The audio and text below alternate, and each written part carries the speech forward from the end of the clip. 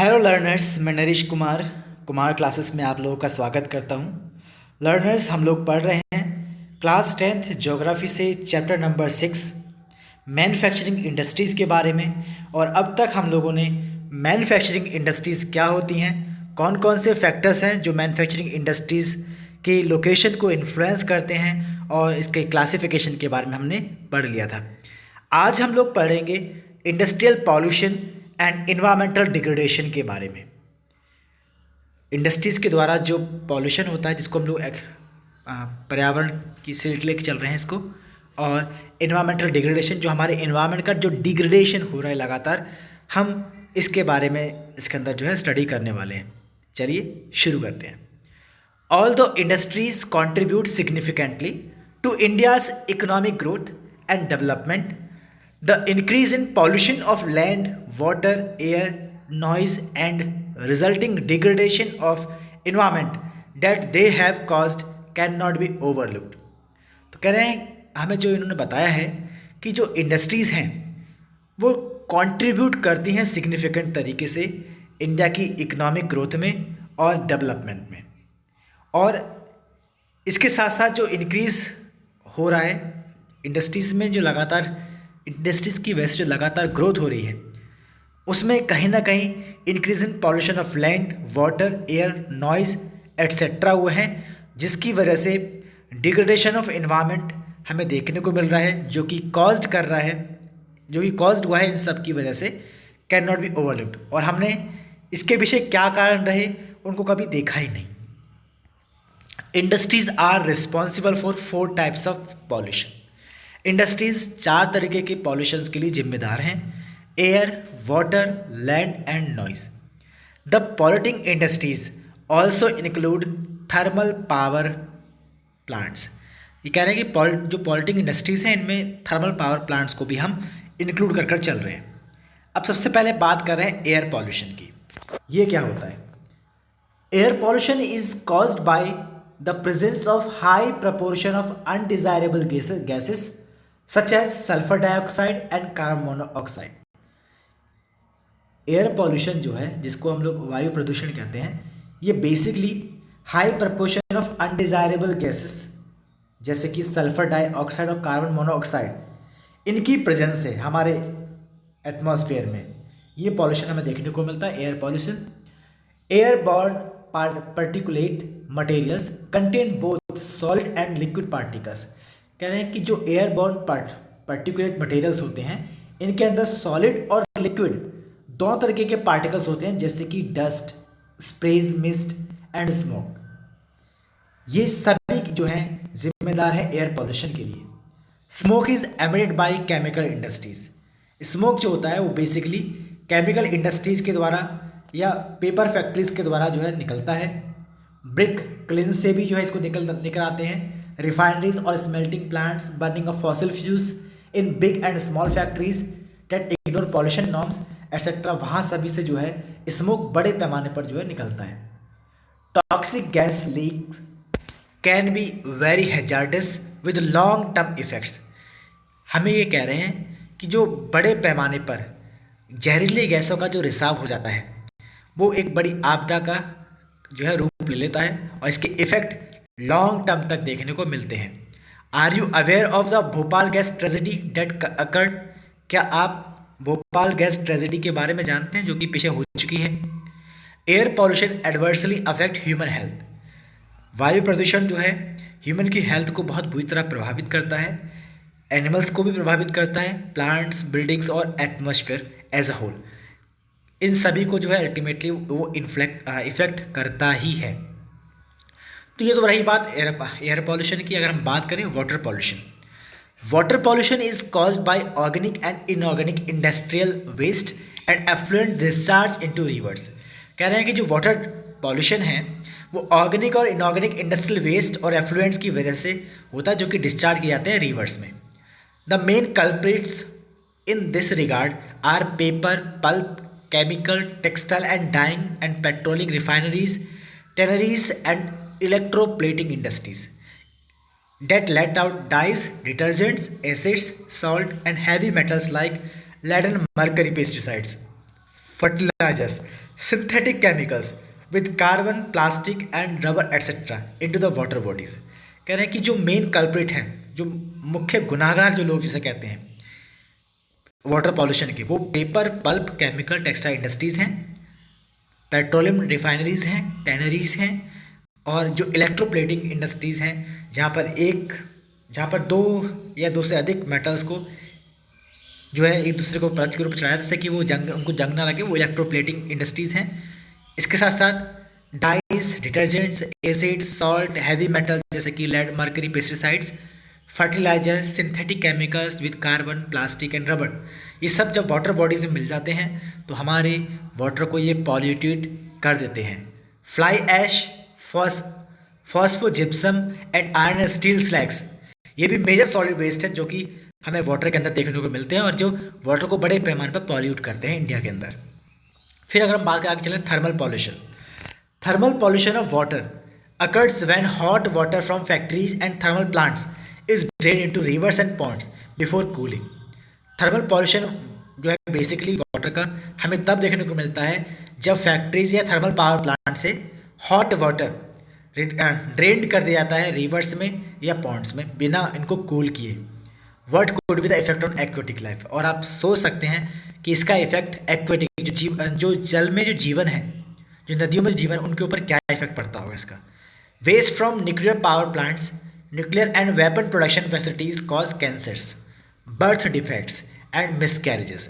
कह रहे हैं जो वेस्ट होते हैं न्यूक्लियर पावर प्लांट्स के, nuclear and weapon production facilities, इनकी वजह से कैंसर, बर्थ डिफेक्ट, जन्म से ही कुछ ना कुछ डिफेक्ट देखने को मिल जाते हैं, और मिसकैरेजेस हमें बहुत देखने को मिलते हैं। Soil and water pollution are closely related. Soil और जो वाटर पॉल्यूशन है वो आपस में दूसरे बहुत ज़्यादा क्लोजली जुड़े हुए हैं। Dumping of waste specially glass, harmful chemicals, industrial effluents, packaging, salts and garbage renders the soil useless. ये हमें बता रहे हैं कि जो डंपिंग होती है वेस्ट की, स्पेशली अगर हम बात करें ग्लास, हार्मफुल केमिकल्स की, इंडस्ट्रियल एफ्लुएंट्स की, पैकेजिंग, सॉल्ट एंड गार्बेज की, ये सभी जो है सॉइल को यूजलेस बना देते हैं।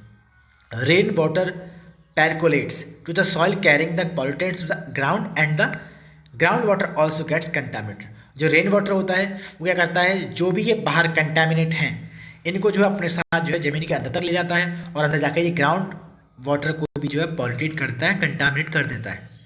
तो ये भी कुछ रीज़न है आपके वाटर पॉल्यूशन के लिए। फिर अगर हमारे पास नेक्स्ट है, हमारे पास जो है noise pollution. Not only results in irritation and anger. Noise pollution का रिजल्ट सिर्फ इरिटेशन और एंगर नहीं है, चिड़चिड़ापन या गुस्सा ही नॉइज़ पॉल्यूशन का जो है कोई रिजल्ट नहीं है। It can also cause hearing impairment. ये जो है लोगों के सुनने की क्षमता को भी इफेक्ट करता है, इंक्रीज करता है हार्ट रेट को और ब्लड प्रेशर को, अमंग अदर्स फिजियोलॉजिकल डिफेक्ट्स। और इसके साथ साथ कुछ और फिजियोलॉजिकल इफेक्ट्स भी देखने को मिल जाते हैं। Unwanted sound is an irritant and a source of stress. जो अनवांटेड साउंड जिसको हम नहीं चाहते हैं, ऐसा अनैच्छिक साउंड जो होता है वो हमें इरिटेट करता है और वो सोर्स ऑफ स्ट्रेस बन जाता है। Industrial and construction activities, machinery, factory equipment, generators, saws and pneumatic and electric drills also make a lot of noise. ये सब जो है कह रहे हैं कि जो इंडस्ट्रीज़ होती हैं या जो कंस्ट्रक्शन एक्टिविटीज़ होती हैं, machinery, factory equipment, generators, saws and pneumatic और इलेक्ट्रिक ड्रिल्स जो होती हैं, ये सब बहुत बड़े पैमाने पर जो है नॉइज़ करते हैं, साउंड करते हैं, जो कि पॉल्यूशन को बढ़ावा देते हैं। फिर हम इसको कैसे ठीक कर सकते हैं, कैसे इसको कंट्रोल कर सकते हैं, क्योंकि ये सब चीज़ें हमारे इन्वायरमेंट को डिग्रेड कर रही हैं, तो इसका हमें थोड़ा उपाय भी देखना पड़ेगा। Control of environmental degradation. Every litre of waste water discharge by our industry pollutes 8 times the quantity of हमें आगे इन्होंने कहा है कि हर एक लीटर जो वेस्ट वाटर होता है जिसको डिस्चार्ज किया जाता है इंडस्ट्री के द्वारा, वो पॉल्यूट करता है 8 times of the quality of fresh water. यानी कि जो भी इंडस्ट्री से 1 लीटर अगर वाटर पॉल्यूटेड मटेरियल निकलता है, वो लगभग अपने से 8 times गुना फ्रेश वाटर को पॉल्यूट कर देता है। How can the industrial pollution of fresh water भी रिड्यूस। हम किस तरीके से इंडस्ट्रियल पॉल्यूशन से फ्रेश वाटर में जो इंडस्ट्रियल पॉल्यूशन होता है उसको हम कैसे रिड्यूस कर सकते हैं, कुछ सजेशन है, उन सजेशन के बारे में पढ़ लेते हैं। सबसे पहला तरीका है, हम इंडस्ट्रियल पॉल्यूशन की वजह से जो फ्रेश वाटर में जो पॉल्यूशन हो रहा है उसको हम कैसे कंट्रोल करेंगे। उसके लिए सबसे पहला तरीका है minimising use water for processing by reusing and recycling it into और मोर सक्सेसिव स्टेजेस। क्या सबसे पहला काम अगर हम ये कर लें कि जो हम वाटर यूज़ करते हैं प्रोसेसिंग में उसको एक तो मिनिमाइज यूज़ करना शुरू कर दें। इसके साथ साथ हम जो वाटर एक बार यूज़ करते हैं उसको रीयूज या रिसाइकल उसको यूज़ करते हैं, रिसाइकल यूज़ करते रहें टू और मोर सक्सेसिव स्टेजेस में। इससे क्या होगा, एक्स्ट्रा वाटर जो है इसमें यूज़ नहीं होगा, इससे हम वाटर को बचा सकते हैं। Harvesting of rain water to meet water requirements, और हमें कोशिश करनी चाहिए रेन वाटर को हार्वेस्ट करने की, जिससे कि हम वाटर रिक्वायरमेंट की जो हमारी नीड्स हैं उनको हम पूरा कर सकें। Third, treating hot water and effluents before releasing them in rivers and ponds. हम जो भी इंडस्ट्रीज से हॉट वाटर हम ड्रेन करने वाले हैं नदियों में या फिर पॉन्ड्स में, तो उनको ड्रेन करने से पहले हम क्या करें, इस हॉट वाटर को और इस एफ्लुएंट को हम कूल डाउन कर लें। इसको गर्म पानी को जो है हम रिवर्स या पॉन्ड्स में ना छोड़ें। Treatment of industrial effluents can be done in 3 phases, और जो इंडस्ट्रियल एफ्लुएंट्स जो होता है इनका ट्रीटमेंट हम 3 फेजेस में कर सकते हैं। पहला है primary treatment by mechanical means, हम जो है प्राइमरी ट्रीटमेंट करते हैं मैकेनिकल, जो हमारे पास मैकेनिकल प्रोसेस हैं उनके थ्रू हम कर सकते हैं। इसमें हम स्क्रीनिंग कर सकते हैं, ग्राइंडिंग कर सकते हैं, फ्लोक्यूलेशन कर सकते हैं और सेडिमेंटेशन कर सकते हैं। अपने इन सभी जो भी मटेरियल है इंडस्ट्री के द्वारा निकल रहा है उस सभी का। Secondary treatment bye biological process, उसके बाद हम जो है सेकेंड ट्रीटमेंट जो कर सकते हैं बायोलॉजिकल प्रोसेस के थ्रू कर सकते हैं, और टर्शियरी ट्रीटमेंट जो होता है वो बायोलॉजिकल केमिकल फिजिकल प्रोसेस के थ्रू किया जा सकता है।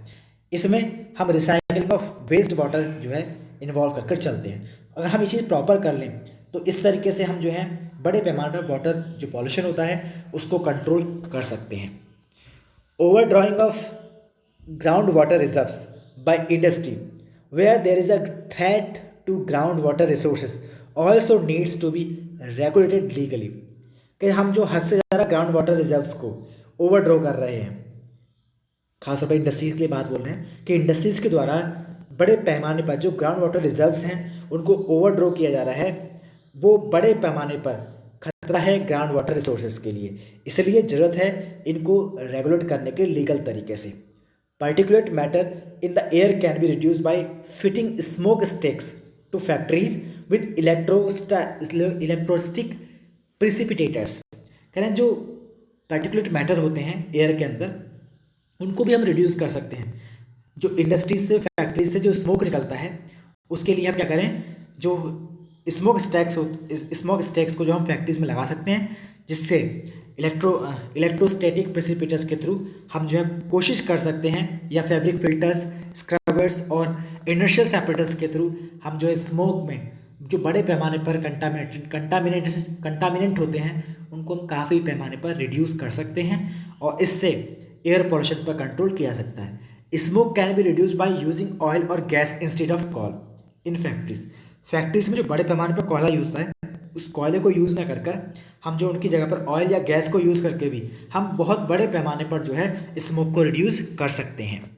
इसके साथ साथ अगर हम आगे बात करें, machinery and equipment can be used and generator should be fitted with silencers. हम मशीनरी और जो इक्विपमेंट्स यूज़ करें, इसके साथ साथ जो जनरेटर्स होते हैं उनको हम फिट कर दें साइलेंसर्स के साथ, जिससे कुछ ज़्यादा से ज़्यादा नॉइज़ ना कर सके। Almost all machinery can be redesigned to increase energy efficiency and reduce noise. और लगभग हमारे पास जितनी भी मशीनरीज हैं उनको रीडिज़ाइन करने की ज़रूरत है, जिससे कि वो एनर्जी एफिशिएंट हो सके और नॉइज़ जो है वो रिड्यूस हो सके। तो इस तरीके से हम बड़े पैमाने पर जो है कंट्रोल कर सकते हैं नॉइज़ पॉल्यूशन पर। Noise absorbing material may be using apart from personal use of ear plugs and earphones.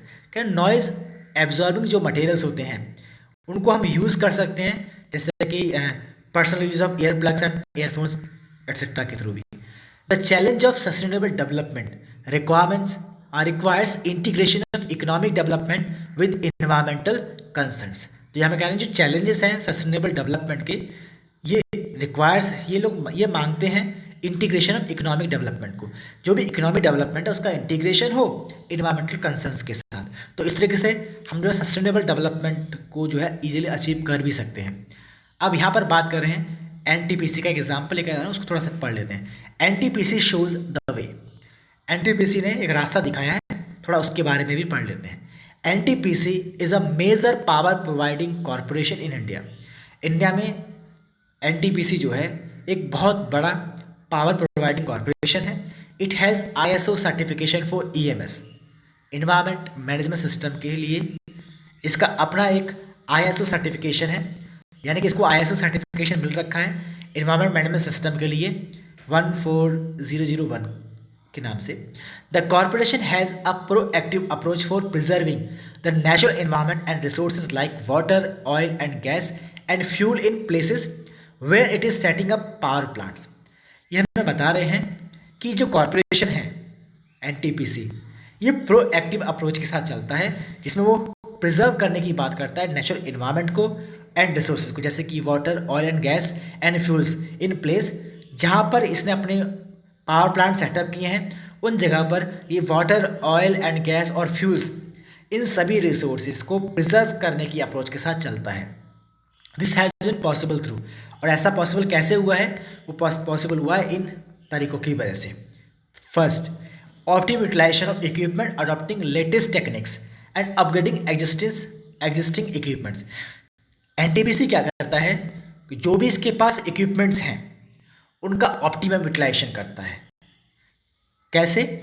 Latest techniques को यूज़ कर और ये अपग्रेड करता रहता है एग्जिस्टिंग इक्विपमेंट्स। जो भी इसके पास वर्तमान में इक्विपमेंट्स हैं उनको ये लगातार अपग्रेड करता रहता है और ये लेटेस्ट टेक्नोलॉजी को जो है अडॉप्ट करता है, जिससे ये ऑप्टिमम यूटिलाइजेशन कर पाता है अपने इक्विपमेंट्स का। Number 2, minimising waste generation by maximising ash utilisation. ये क्या करता है? वेस्ट जनरेशन को मिनिमाइज करने की कोशिश करता है। कैसे करता होगा? जो भी ऐश है, जो भी ऐश प्रोड्यूस होती है उसका ये मैक्सिमम यूटिलाइजेशन कर लेता है। इस तरीके से वो ऐश जो है वो वेस्ट के रूप में बाहर नहीं आ पाती है, जो कि एनवायरनमेंट के लिए बहुत बड़ा नुकसानदायक तत्व हो सकती है। उसको ये कहता है कि उस ऐश को भी ये यूज़ कर लेता है। तो इस तरीके से ये पॉल्यूशन को कंट्रोल करने की काफ़ी प्रयास करता है। Third, providing green belts for nurturing ecological balance and addressing the question of special purpose vehicles for afforestation. क्या करता है? ग्रीन बेल्ट्स प्रोवाइड करता है जिस एरिया में एनटीपीसी के अपने प्लांट्स होते हैं, उन एरिया में इकोलॉजिकल बैलेंस बनाए रखने के लिए अपने आसपास के इलाकों में ये ग्रीन बेल्ट यानी कि बहुत बड़े पैमाने पर प्लांटेशन वगैरह भी करता है। इसके साथ ये एड्रेस करता है question of special purpose vehicles, जो कि अफॉरेस्टेशन को बढ़ावा देते हैं, उस तरफ भी ये लेकर चलता है। इसके साथ अगर हम फोर्थ अगर बात करें, वो है रिड्यूसिंग एनवायरमेंटल पॉल्यूशन थ्रू ऐश पॉन्ड मैनेजमेंट। ये करता है एनवायरमेंटल पॉल्यूशन को रिड्यूस करने के लिए ऐश पॉन्ड मैनेजमेंट को यूज़ करता है, ऐश वाटर रिसाइकलिंग सिस्टम को यूज़ करता है। इसके साथ साथ ये लिक्विड वेस्ट मैनेजमेंट को फॉलो करता है, जिस वजह से जो भी ऐश के थ्रू पॉल्यूशन होने वाला था उसको ये क्या करता है, एक पॉन्ड में जो है उसका मैनेजमेंट करता है। इसके साथ साथ ऐश वाटर रिसाइकलिंग लेकर सिस्टम को लेकर फॉलो करते हैं ये लोग, और जो लिक्विड वेस्ट मटेरियल होता है ये उसका भी मैनेजमेंट करते हैं। यानी कि जो गर्म पानी होता है ये उसको जो है ईजिली जो है रिवर वगैरह में नहीं छोड़ते हैं, ये उसको ठंडा करके कूल डाउन करके उसको वेस्ट, उसमें जो ऐसे मटेरियल जिनकी वजह से वाटर पॉल्यूशन हो सकता है उसको कंट्रोल करता है काफ़ी बड़े पैमाने पर। फिफ्थ पॉइंट बोल रहे हैं वो इकोलॉजिकल मॉनिटरिंग। ये अपने आसपास के वातावरण का लगातार मॉनिटरिंग करते रहते हैं, रिव्यूज़ करते हैं उसका, और ऑनलाइन डाटाबेस मैनेजमेंट उसके लिए फॉलो करते हैं हर एक पावर स्टेशंस के लिए अपने।